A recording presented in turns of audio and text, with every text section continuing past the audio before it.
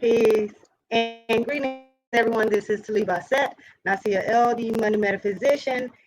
And today we're going to be talking about the CNN article that discusses how how some parents may not be able to go back to work if the schools decide not to open this year. I think it is a really powerful topic to talk about in light of everything that's going on. I'm going to be having a guest with me today, Kendra McMillian, who is near and dear to my heart and a really awesome member of the Monetize Your Life Network. So we're going to be starting right now.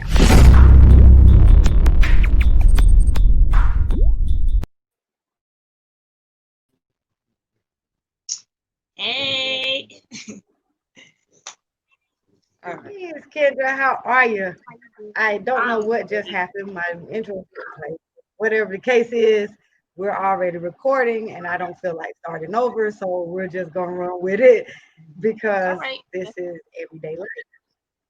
And so, I actually read, Kendra, this morning an article from CNN that I decided to do a video about, and then we talked. So I said, why don't you come on here and discuss, discuss this with me? So I always like to bounce ideas off of you. You have such a phenomenal mind, and we're so matched in the way that we think. But often you have a different perspective, but it's always fresh and it's always new. So I thought it might be interesting for one, for everybody to see how we interact with each other within the Monetize Your Life Network.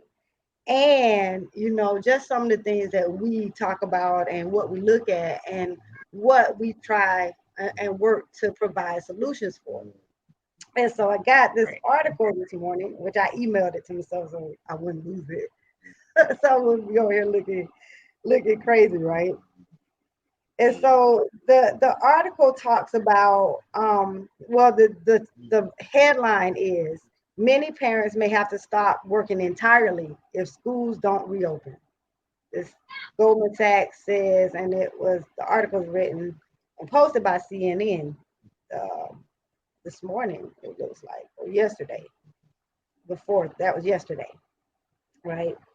So the article says, so I can get you up to speed and you'll know what it says. The article says, um, the new school year is just around the corner, and parents and teachers are fretting about the return to the classroom during the pandemic. Economists are worried too because a lack of childcare could damage America's recovery. Single parents, parents with young children, and parents who can't work from home, as if there are any parents who can't work from home, right? Like, Right. but apparently they think that there's something that stops people from working from home, right? So parents who can't work from home are the group most at risk to stop working entirely because they have no child care. That's what Goldman Sachs says. Economists David Choi and Joseph Briggs, in a note to clients on Tuesday, that's what they said in the note. Nearly a third of pre-pandemic U.S. labor force has kids at home, and about 15% of the workforce falls into at least two of those three categories of mentioned above. Choi and Briggs said that totals about 24 million people. Since May, some 7 million people per week have not worked because they didn't have access to childcare, according to data from the Census Household Pulse Survey, a number that accounts for about 14% of virus-related reasons for missing work. Right. Historically, childcare policies have affected people's participation in the labor force, and unfortunately, women are more affected by it than men. While the gender split in the US labor force was roughly 50-50, and women and men, like it's another gender, but it was 50-50 men and women late last year, COVID could tilt the scales back in favor of men. Long story short, it's bad for the recovery if parents are forced to stop working to care for their kids. America lost more than 20 million jobs in March and April due to the pandemic lockdown, but the labor market has been recovering since hitting that trough. Reopening schools is also about more than childcare. While the employment of teachers is back to its pre-COVID levels, schools employ plenty of additional staff, such as cafeteria and custodial workers, who can only return to their jobs once schools reopen. And if support the staff don't, that could drag the unemployment rate by some 0.2%, just percentage points, the Goldman economist said. The spring shutdown in the education sector alone shaved 2.2 percentage points off of annual economic growth in the second quarter of the year, Choi and Briggs added. For students, learning from home may also have plenty of long-run effects, including lower quality education. I think that's kind of because I'm reading it for like, okay, a lack of development. You know, I have a poker face, so you can tell what I'm thinking while I'm reading, but I'm trying to get through it so you can just, I don't want to keep stopping. So for students, I got to read it again. For students, learning from home may also have plenty of long-run effects, including lower quality education, a lack of development in social skills, and food insecurity for kids reliant on school lunches. All of that can translate into worsening income and educational inequality later in life. Right. All that considered, the argument to reopen schools seems strong, especially because preliminary evidence suggests younger children are less likely to transmit COVID-19. That is why some countries have managed to reopen schools without triggering a spike in infections. But the countries that have succeeded at that so far also had less virus also had less virus to spread to begin with. The Goldman economist cautioned. The lesson seems to be that the reopening of schools has to be done with a lot of caution and discipline. States across the US are currently experiencing the virus at different rates, while cases at the northeast cases while cases the northeast peaked early. Southern states, for example, are battling very high infection rates now, making it much riskier to open schools there. I think that's it. I think that's the end of the article. So there we go. Now I got to keep the article up on the phone. As a matter of fact, I'm about to change my settings on my phone so that it won't time out and I won't lose it. So I'm going to go ahead and change my display to keep the screen on. I hope I remember to change it back. But okay, so there's that's the article, and of course you know why I wanted to talk about this because it's so much to say and to look at with this going on, and it almost sounds like a like ad PSA for socialism. Like we're, You're gonna ruin the economy. like, we're gonna it says like we're gonna lose control. We're gonna lose control. We're not gonna be able to indoctrinate at the rate that we have been indoctrinating. For God forbid, parents educate their kids at home. Right. You know. I have a very hands-on front row seat to everything that they were breaking down in that article. And the first thing that I want to say is that's complete bull. Okay. Just because it's in CNN doesn't mean that CNN has all the worldview perspective on what single parents, hey, how you doing, go through when it comes to raising a small child. I currently have a 6-year-old who is at home with me. And let me just say, since this whole situation started, I have not had to deal with a sick child at all. It's been great. I love it. He has not come home with a cold. I make sure he's washing his hands. But I also have a front row seat to a lot of the things that go on with small children. And I, for one, do not feel comfortable putting them back in school because I see what they're willing to put in their mouth. Okay. And so kids by nature are very social. And I really don't foresee them being able to keep children socially distanced because children don't have that limitation. Like, they're curious, they want to go meet everybody, they want to talk to everyone that they see. And in their minds, this is something new and unprecedented. Us growing up, we didn't have to deal with this. Our parents didn't have to deal with this. It's really like they are now pioneering onto a whole new social scene. So Right. they are already used to a certain standard of living, to a certain level of freedom that if they're put back into the schools, they're not going to be readily indoctrinated into this new Exactly. system. Now, my son, he's been diagnosed with a behavioral disorder. He's just hard headed, but that's the label they stuck on. And the particular school that he goes to, so it's a student body of children with a different type of special needs.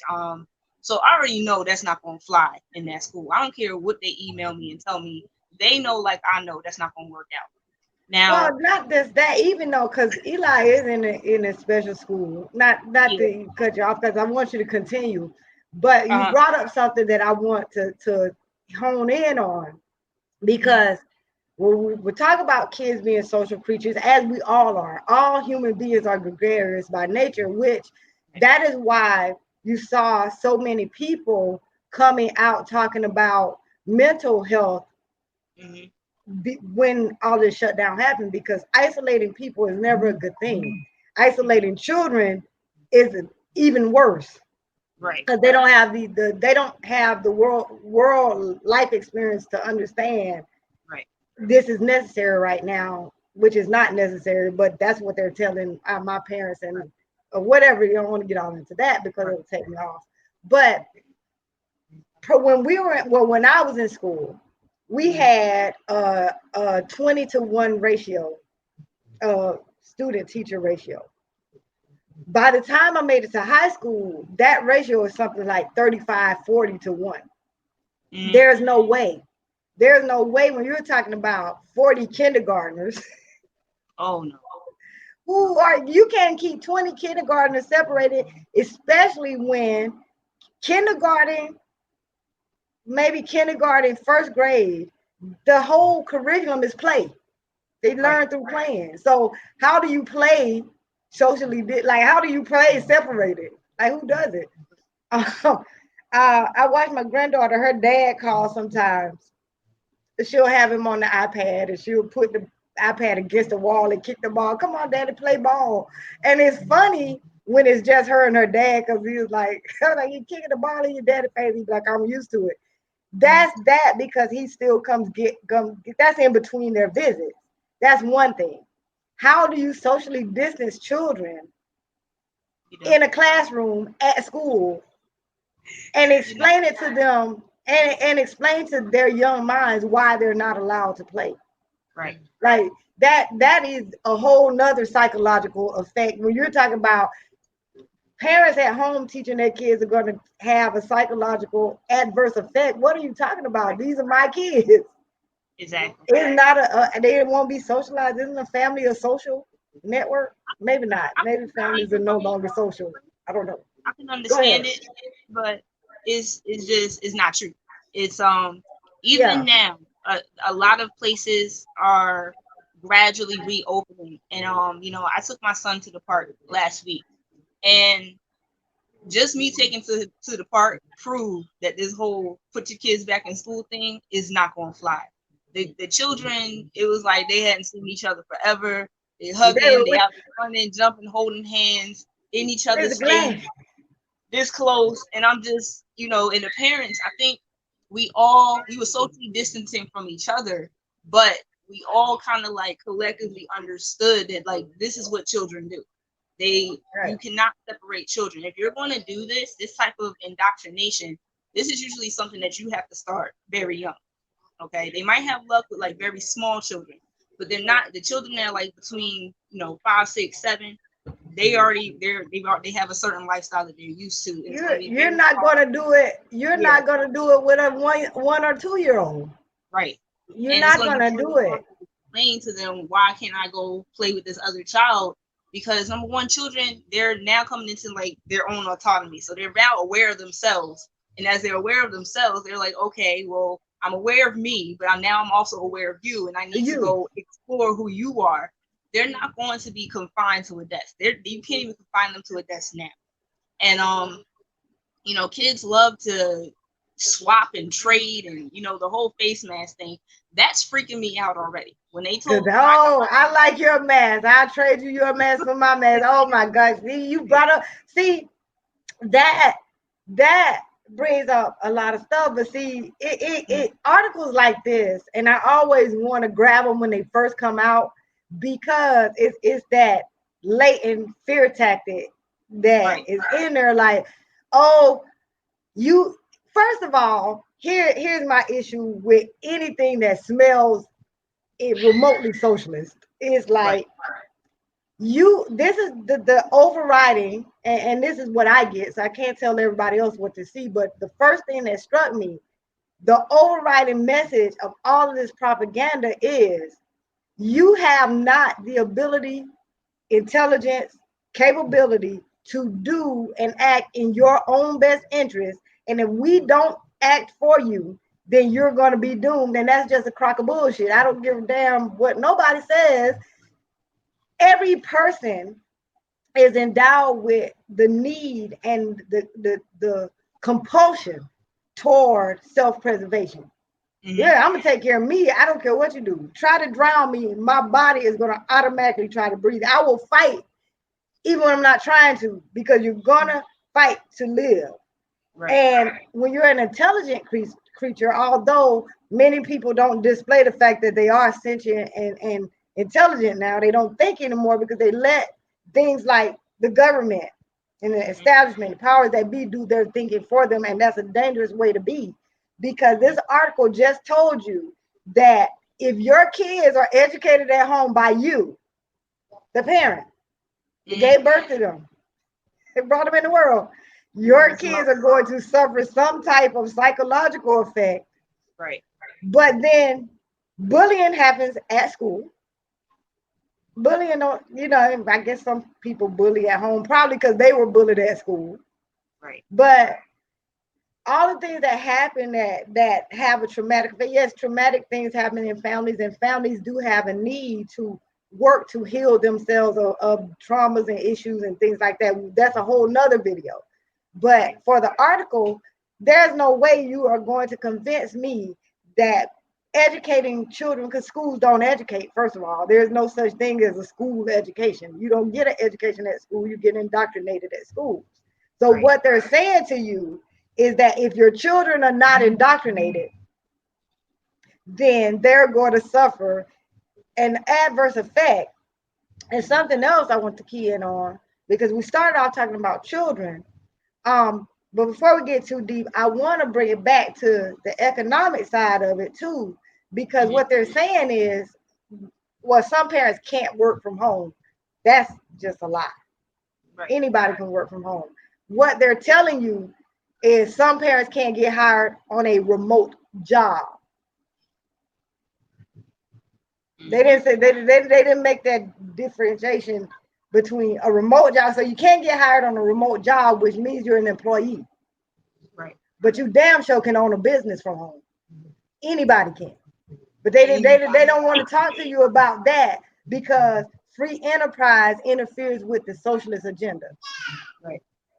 Which They they do can't not. tell you, yeah, go ahead, Kendra. But getting back to the economic side, I do want to touch on that because I thought that part was really interesting. It has a very Orwellian vibe. Anybody that's read 1984 or 1984. seen the movie Equilibrium, the thought police, they do not want you to think for yourself. In fact, No. they now want to convince you that you are incapable of thinking for yourself. Now, on the flip side of that, because the majority of us went to public school, we were taught indoctrination, not how to educate. So on that one side, there's a lot of people out there who may not feel prepared to homeschool, which is why there's this big push to like, well, I don't know what to do with them, and shove them back into school. That's when it's a good idea to collaborate with the teachers, um, a lot of schools right now, they're doing online interaction. You can just as easily hire a tutor to help you with your weak points as shove them back into school. You can just as Absolutely. easily educate yourself on how to homeschool your child. Okay, it's not going to be easy. I'm telling you now. Like when the shutdown happened, I was single mom working in warehouses. My son was what they call occupationally orphaned, and it literally just flipped everything upside down because I'm just like, okay, I know there's no way that I'm putting him back into school because even if they do say there's an all clear, I don't trust it.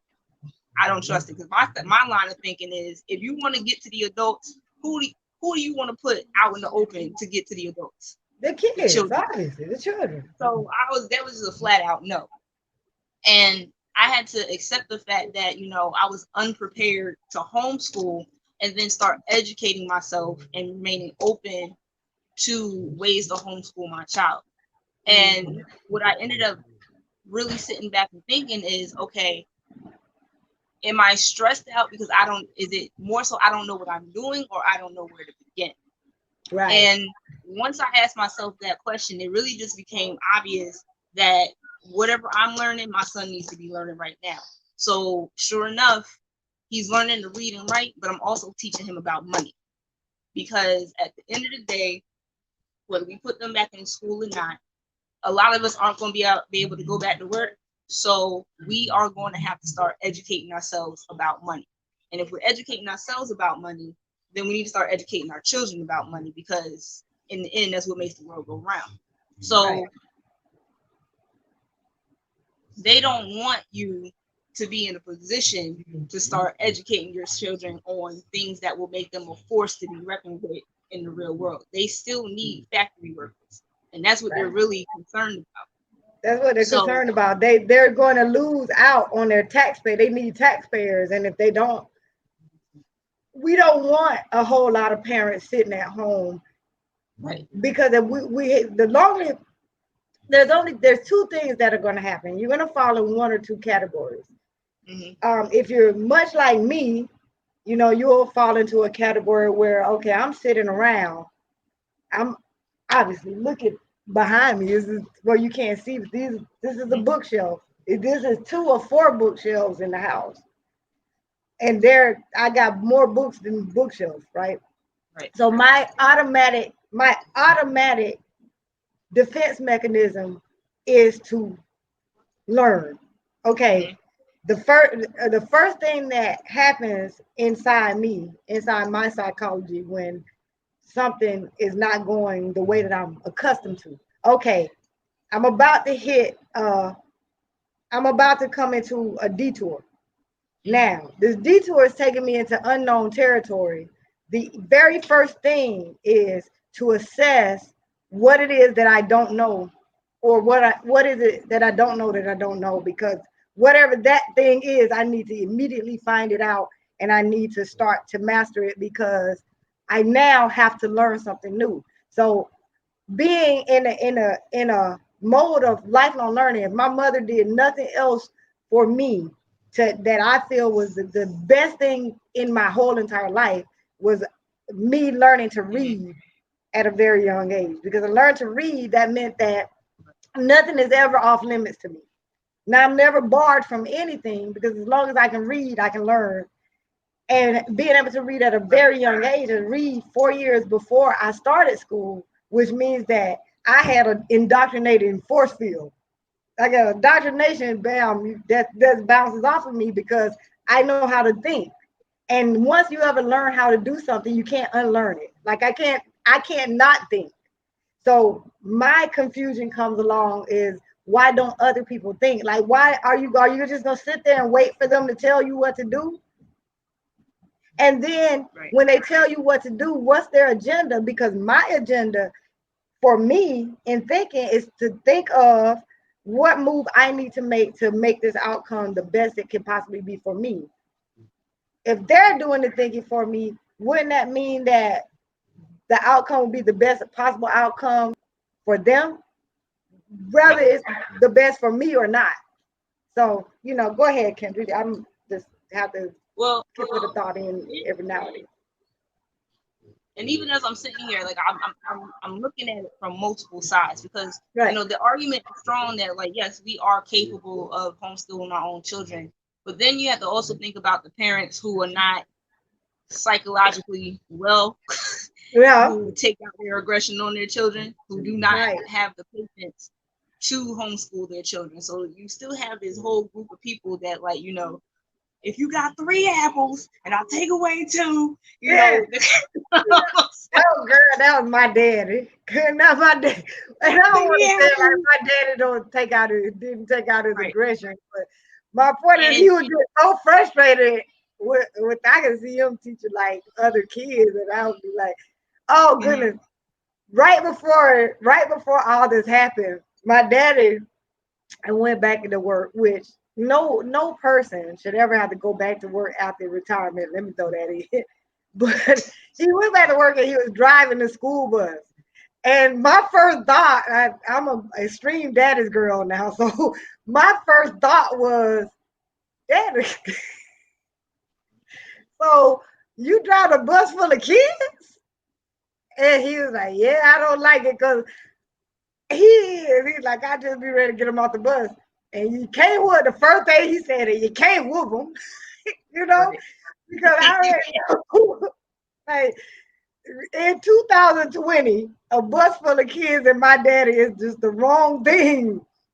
So He said, we "Dude, already I know got that there's some people out there that are not equipped to be teachers.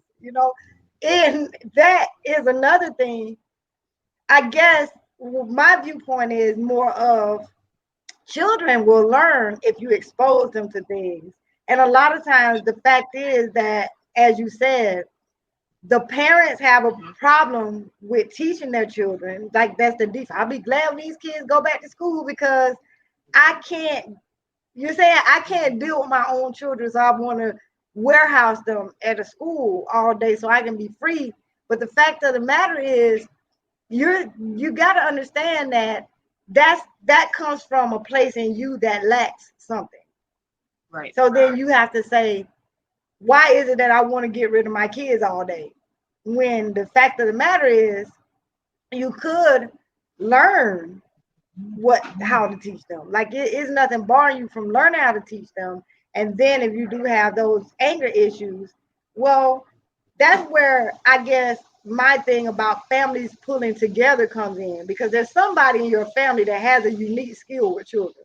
I don't care. There's somebody that's just good with children. My oldest daughter, I would not send a bunch of children to her. Just ain't gonna send them to her. Jessica is good. Like Joshua, my grandson is 9 years old. He's like a little man. He's like, well, actually, da, da, da, da. Well, I've been working on this book, and this is speaking to him is like speaking to a grown up because that's his mother, right? right. The average child, that's not him. So I told him, man, you're a very exceptional young man. He said, oh, well, I hear that all the time. I said, well, who tells you that? My mother.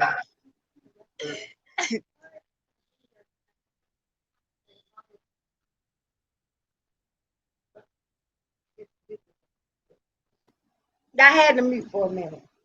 Um, why do I need? This is what I'm babysitting right now. Oh, Randy. Oh, I got to remove camera. Babysitting. Okay, so I have to take care of the dog, but Mhm. apparently, with her, she loves Joshua and she does well with him. And he was a child that was made for her. But most kids, Jessica's just not a children person, Mhm. you know. And then I have Adrian, my second oldest.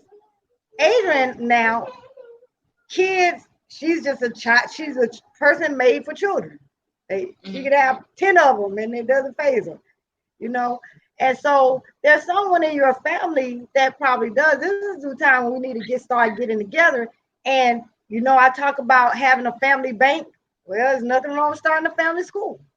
In my mind, like, kids educated at home, there's ways you can learn. Homeschooling has been around for a while, But even if you want to keep your kids in the educational system, there are online 8 to K through 12 programs that you can just get them in. You Yep. know, it's going to require that you hold them accountable for getting their work done if you're going to have them in school. But the whole point is there's something that can be done, and you don't have to feel like, oh, well, schools are going to have to open up. Right. And if they do, to school. Hey. She came in like a hey.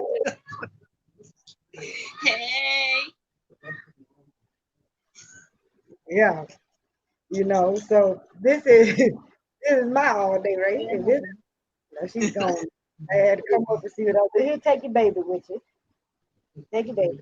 Grandma on the video talking to the people. You could come over here and disturb me now. So Right. the thing is that when you look at this article, there is so many layers. Like we've been talking about it for 30 minutes and we haven't even gotten down to the solutions part. It's like still talking about how the way that this works on your psyche, what it tells you about you, you know, and about what you're capable of, and about what's available to you, is Right. almost abusive. It seems like it's trying to warn you or help you. It's Right. abusive because it's actually limiting you in your ability to find and actively or be proactive in your own life. It's like basically you don't have any hope unless we figure out what we're going to do for you. Yeah, it literally just said everything was a statement.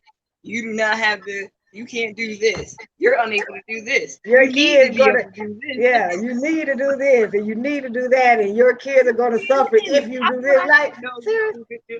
I was like, no, you need to go So, back to the factory, put the kids back in the school, get back to work. You can't right, possibly thrive without this. And right. You it's can't also possibly thrive with a job or without a job.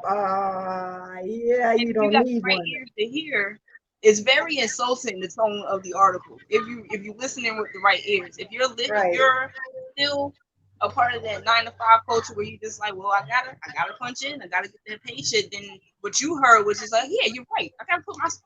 But What I heard was something somebody different. that Like, knows that there's more options than that, that this right now is a very pivotal time in history because there's so much creation energy going right now that they don't want you to be aware of. It's just it's insulting. It's just like I think people. that's the fear too, Kendra. I think the fear is if they sit home, they're going to start searching for. Mm-hmm. They're going to start to expand because you don't have a choice. Either you're going to allow your mindset to cause you to be incredibly passive, Mm-hmm. or your mindset is going to say, okay, this work thing, you're finally going to figure out this job security thing doesn't exist, and I'm going to have to find another way to earn an income that puts me more in control. Right. And And the whole article's tone is like, stay away from free enterprise, stay away from, like it's a big sign, stay away. No, don't start at by any means, don't start a business of your start own. thinking Just for yourself. yeah, And I think oh what's really yes, interesting because the whole article is based around the children, right? But who's the most creative? When are we at our most creative state? Well, we're children, the right? children. So we literally been sitting at home with nothing to do. So it's like we've gone back to being kids again. And again, a lot of us are starting to wake up to our creative potential.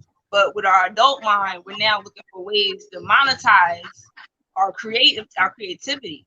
And that's what they don't Exactly. want us to do. They don't Because want that now to that happen. bills, most of us had bills taken care of. Most of us had, extra income, so we didn't have to go to work. We had nothing but time if we utilized it correctly, just to create and plan and dream and build and network with people.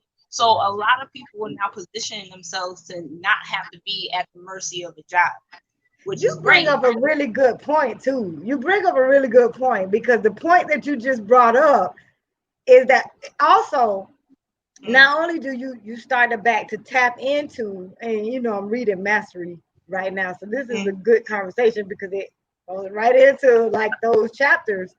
Um, you got to read that book. Like you got to get it. We got to get on it. So, tomorrow. Let's so love it. I know I promised that I wasn't going to read it ahead, but I'll just have to say that because I can't stop. I got to keep going. But the thing is, when you're at home, not only do you tap back into the creative, that creative inclination that you had as a child, which is really your own soul seeking expression and your own soul leading you to the path, that thing that you were born into the world to do. Because all this working, all this employment, and all this other stuff takes you away from that path and eventually dooms you to a life of misery anyway. However, not only that, but if you do have children in the house, so now not only are you tapping into your creative side and your child, the inner child, you're also in the presence of children, and children are spiritually powerful. Mm-hmm. So when you start that, they don't want you to educate your children at home. But what they're saying is, I don't want you to get educated by your children at home. Because when you start tapping into a child's mind and you start asking children about what they think and you start to interact with a child, children will bring something up out of you that you didn't know it there. And it's an innocence there. They're doing it straight off of straight spirituality. Right. It's their inner spirit. They're so close to the spiritual world and the spiritual realm. Their pineal glands are completely active. Yours is probably for the most part completely calcified. So when you start to deal with a child has almost a magical effect in your life that they know about. See, they know about metaphysics. They want to tell you to not deal with metaphysics. They want you to be scared of it because that's the way they keep control of you and your mind. But when you start dealing with children are spell breakers. You have to go around, you got to kiss the prince to break the spell. Children are spell breakers. They will open your eyes and they don't want you interacting with your children. How can you tell me I'm not the best person to educate my own children in the way that they need to be educated? Are you crazy? Who else But they also know there's so many distractions that a lot of people are already not tuned into their children. Like they're so quick to go outside and go over this person's house and let me get rid of you. Let me put you back in school. Is school open yet? School is the last place you want your child to be, period. Number one, my child is so full of energy, and sometimes I feel like we more like roommates than mother and son, because I can tell he gets sick of me too sometimes. But I learned so much about child development in these last 4 months than any book has possibly been able to tell me, because I've been able to actually sit and then go back in time to when I was that age and understand the logic. And he's starting to understand that, sometimes you got to be able to just speak up. If I ask you a question, just speak. I already know you're not going to have a good reason for why you did it, but at least show me that you're aware of why you did something. And we're coming to a understanding. But at no point in time, no matter how far up a wall he tries me, have I gotten to the point where, like, I'm about to put you back in school. I would rather him be around me and what I'm studying and what I'm learning, because I know through osmosis he's picking it up. One of the first books I got him, the Toodle Twins, Creature of Jekyll Island. That is all he talks about. We gotta fight the creature from Jekyll Island. He's taking all the money. I'm like, that's right. So that's right. So, just being able to find ways to find kid-friendly content based on the things that I'm studying. I already know that I don't have to stress out about what he doesn't know. He's picking up the important facts. Right. As long as he can read it, he can then write. There's that whole my bad. It's that whole everything that you really need to know in life is not even taught in school anyway. So you don't learn. You learn the opposite of financial literacy at school. So the opposite of that, because obviously we don't want you to be financially literate. You don't really learn the truth. You learn this watered down version of history. You get a glossed over Bill of Rights in school. All the things that you really need to know, you don't learn at school. However, there's some things that are not taught at school that you do learn, which are, some social skills. You learn how to think and interact with different people depending on what kind of school you go to. But Right. the truth is that children, even if they go to school, because I sent my children to school because they had to go, like they would be truant and all that, had to cause a whole nother issue. But I believe for the most part, and my mother tells me this all the time, my children were really essentially educated at home. They and my mom, she'll say, well, your children are real smart, but that's because you always read to them. You always had books, and they were exposed to things because sometimes even like my son, he's 24. You done heard him in the background many times. His favorite person in the world is Nikola Tesla. Like Oh, that's love Tesla. like Tesla is like his thing. So for a 24-year-old man, young man, you just don't hear that often. Like who the heck knows who Right. Nikola Tesla is but one of my children, you know? And so he'll have he can have these long elaborate conversations with you. Sometimes he don't say nothing, but he has these long elaborate conversations sometimes that you could look at, and I'll say sometimes, man, that boy is brilliant. Well, these things Right. he didn't learn at school. He just picked them up. He just picked them up. And so the whole thing about your children suffering some kind of adverse thing just by being at home with you is just stupid to tell any parent. Now we just to touch on Tesla because I feel like Tesla is a prime example of what happens when a creative has no concept of money. Tesla Right. was a genius and And he died broke $20,000 in debt because he did not understand how money and worked. money. He didn't understand money. No. And he didn't Allow your understand. children, Go ahead. yeah, Go ahead. allow your children to be creative. They're going to gravitate to whatever their calling is. They already know what their cues and their prompts are and what they like to do. They're going to find it. If you truly want to educate your children, teach them how to manage their creative gift. Period. Or they're going to end up like Tesla. They're going to come out with all types of genius blueprints and ways to change the world. And it's going to take one person, one greedy person who understands money better than them that can come and They're take going to take advantage everything they of have. the shit course of history. Absolutely. As So, a matter of fact, what like I said, I've been reading Mastery, and then of course Robert Greene is. yes, man. I love Robert Greene's work because he loves to bring in these historical stories and Yes. these people. He's really good at that. Um, but the book Mastery in particular, one of the stories he has several because he has the one in there about Buckminster Fuller, which I also love. Mm-hmm. But then he talks about Leonardo da Vinci and how da Vinci as a child, he really he was illegitimate. His father was royalty now, but he was illegitimate, and he was not able to be educated in the schools because that was for the elites, and he by him being a bastard, he could not. He was barred from that.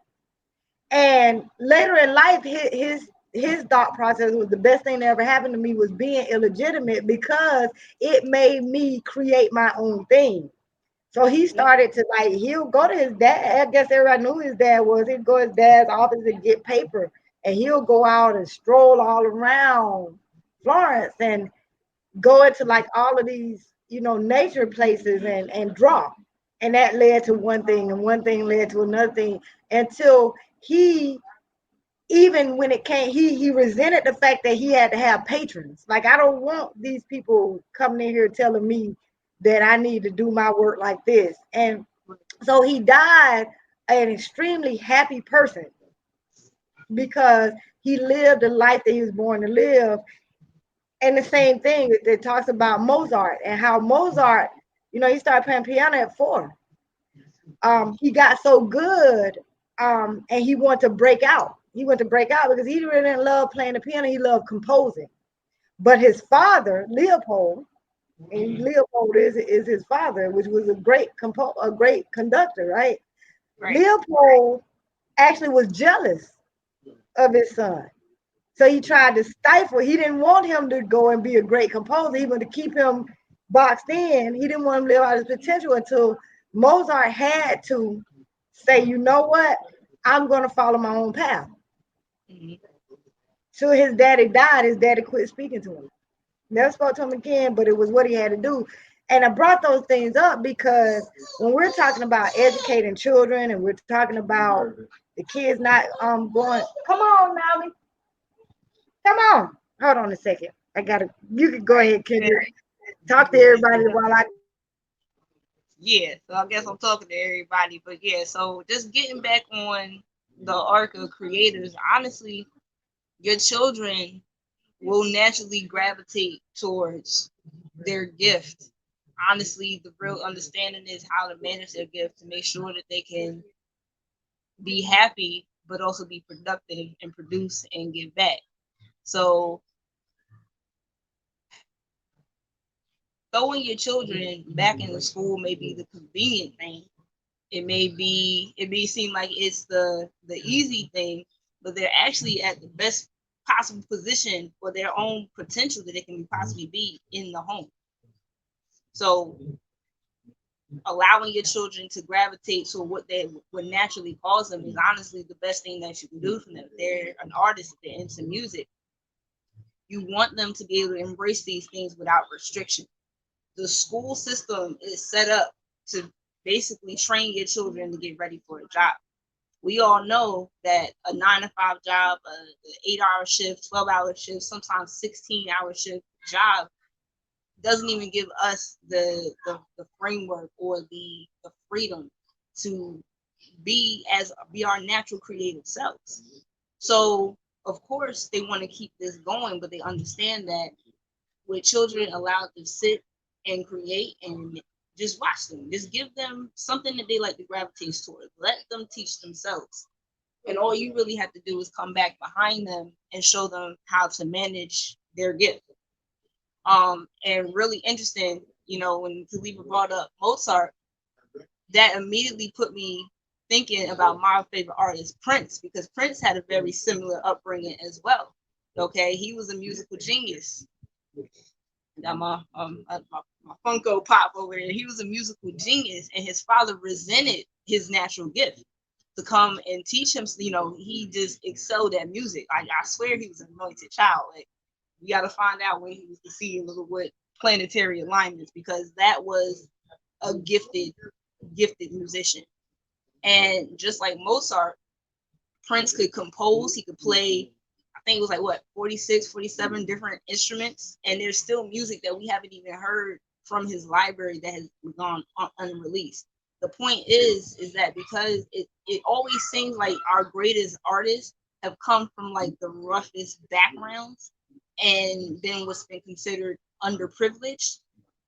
And it's really their social positioning that offered them all the avenues they needed to learn, to push themselves, and they weren't coddled by a system.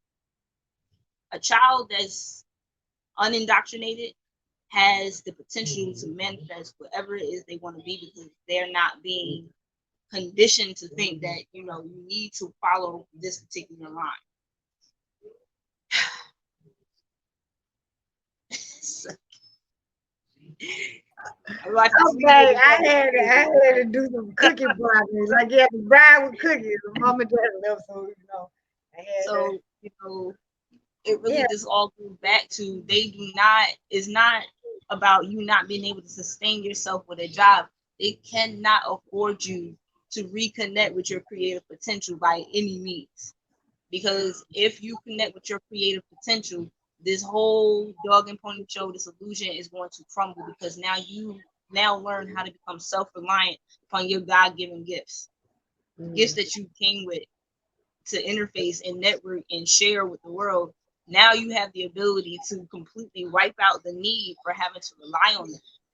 But it's going to take everybody around us to collectively realize that you are capable. Of course, it's not going to happen collectively. We got people waking up to it though, and that's the starting point. That's the starting point right there. So I really want to get into this, because this is the part that's been bothering me: the fact that a lot of parents are not going to be able to work from home. Okay, this is the Yeah. part that I want to tap into, because Hi, single parent. I when this whole thing started, I thought that I was struggling to find a way to work from home. Like I was already in go mode as soon as everything shut down, Right. and I I found a way to start creating income potential from home to the point where if everything reopens, I refuse to Go go back to back. work. Like I'm not even going back, right? I will sell oranges on the side of the street before I go punch a clock. I can't Yeah, right. I feel you. because I've reconnected what makes me feel alive, that creative spark, the ability to create my own way.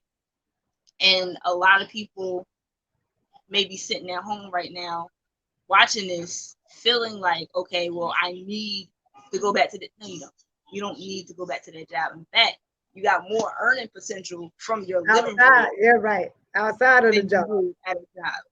Yes, So it is. yeah. And that actually brings us because we got about 10 more minutes as I wanted to, to talk for about an hour and kind of just I like, I love doing videos. Mm, But I really like when I do a video and I have like this collaborative thing going on. Like I have this conversation going. So one, people can see that I'm not the only person out here saying a lot of this stuff, and that they're, I have a tribe of people that or family of people that I, work with, and there's always to make us shine as a community. But one of the things that I think that out of all the whole entire article, I think that was the thing that hit me in the throat the most. Like, what do you mean can't work? Like, who can't work from home? Everybody at home works from home. You mm, wash clothes, you wash dishes, you all of that is work. What they're, and the first thing I thought that what they're saying is again, you may not be able to get hired from a job. So they'll say, well, I can't work. Or I don't have, like, some of these remote jobs, you have to have a laptop with a certain internet speed. But there's a difference between working and producing income. What you need is not a job. What you need is income. Let's get that clear. You need income. A right, job is just one way to get income. It's just one way, and it's the least. It's just the least attractive way of all the ways to get income. right, But there are many ways to provide yourself with income that doesn't require you to have a job. And I right, think that's where a lot of people, when they read these kind of things and they deal with what's being perpetuated in society at large, then they think the only way I can have income is to have a job. But what happens to you inside when you tell yourself that story is that your mind and your creativity and your imagination shuts off to anything, that reticular activating system in your brain. It shuts off to anything that looks like an opportunity. I call it the reticular activating system is that thing in your brain that when you buy a car, you buy a car and then all of a sudden it seems like everybody else has the same car. Well, those people already had those cars. That car didn't become important to you until you had it. So now you just see all of those cars. So the reticular activating system will make you see all of the cars that are like yours, but it also will make you see, or it'll blind you to opportunities if you tell yourself a certain story around it. So when you say the only way I can have income is to have a job, then your subconscious mind says, "Oh, I live and exist to make you always right." So if right, you say your wish is my command, if you say the only way you can have income is to have a job, I will blind you to any opportunity to have income without a job. What I'm right, saying to you is when you, instead of saying I need a job to have income, what you should say is how can I get income? How can I provide myself with income? Because this then allows me to this then allows me to be open to and have opportunities that are available coming to my experience in such a way that we don't then have to now worry about whether or not somebody's hiring, or whether or Right. not you don't have to worry about your kids going back to school because you have daycare, because your income now comes to you.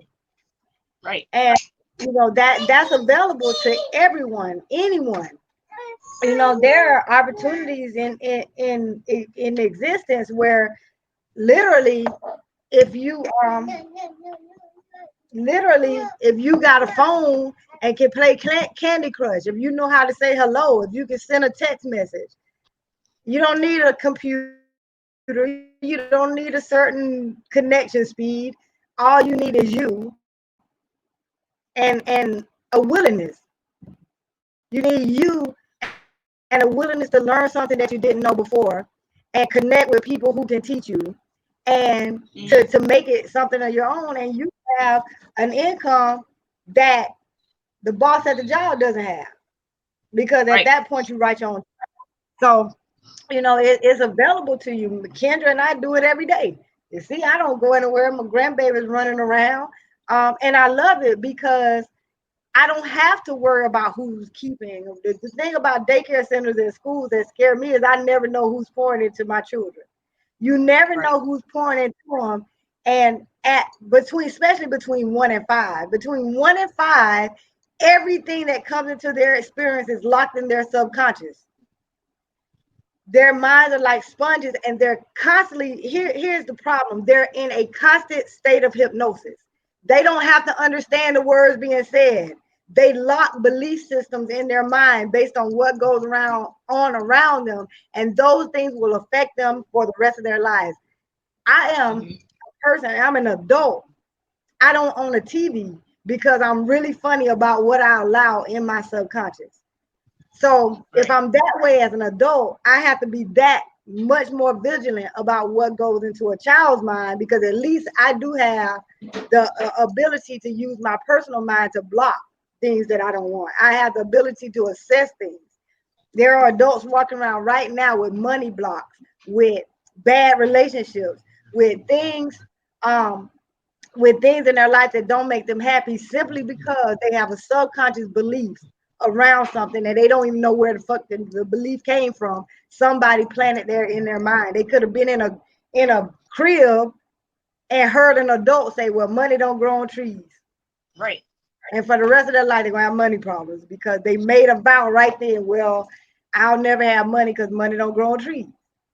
They don't How know you? where that money came from because they were too little to even process it. It went directly. It's one thing for it to pass through your personal mind when you're asleep, and when you're a baby, it goes directly to your subconscious. That's why I don't like the TV on. And I Right. especially don't like nobody turn TV on when I'm asleep, because I don't have the ability to protect my subconscious, and your subconscious creates your life. And so when Mm-hmm. we're talking about our kids and we're talking about what we expose ourselves to as a parent, when you step out and break out of that mold that says, oh, I got to have a job to have income, you pass that message to your kids.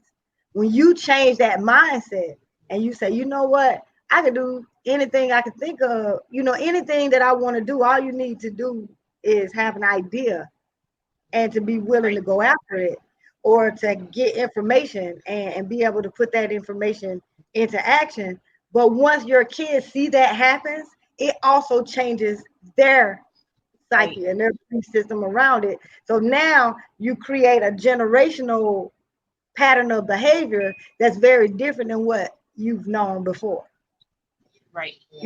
And that's where the whole idea of generational curses come from. We don't have generational curses, we just have patterns of behaviors that are not um they're just unsatisfactory patterns of behavior that at any Right. time you want, you can stop. You can just change the story, change the narrative, write a new story, and if implement that new story in your life and the life of your children. So this article brings up a lot of issues that are really psychological and emotional issues within families, and they're praying and playing upon it. I guess is what irritates me about articles like that. Go ahead Mhm. if you say anything else, Kendra. Nah, but the articles definitely like that were not written for were not written for people who can freely think. If you are like fully lost in the Kool-Aid, then yeah, it's probably going to impact you. But I think that this what I want to end with is that people are a lot more capable than what they have been told. And Yes, if you realize that in the past 6 months, then I at least want you to take this next 6 months just to try it out. Try it out. Like live your life as if these are your last 6 months. What are you going to create in these last 6 months that you have in 2020? Because they've already shown us that with the flick of a switch, the flick of a pen, they can shut down all of this, and we're all in the house, and there's nothing we can do about it. Or is there? What is there? So we really need to rethink what we're dependent upon, because this next year coming up, everything that we learned in 2020, we're going to have to be able to apply it in 2021 and and beyond to this next decade. It's time, y'all. It's time. So absolutely. So that is a great closing remark. So with Kendra saying that gives me a great segue into closing out the conversation, because Kendra and I could talk, all day long about this one video. I mean, one article. Um, mhm. but I guess the biggest thing that I hope, if nothing else, that you got from it is that there there's no such thing as no way. There's always a way. Very often the difference between what you perceive as no way and the way is information and choice.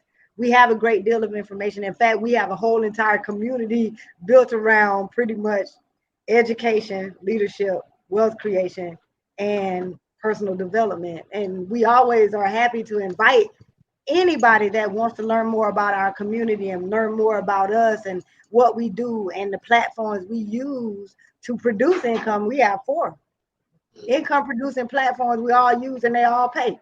None of us, those of us who have a job, have a action plan in place to get out of the job. So while everybody else trying to run the work, we're trying to run away from it.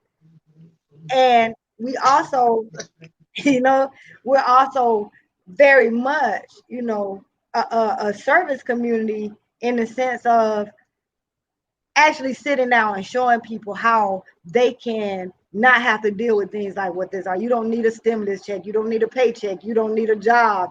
You don't need a government.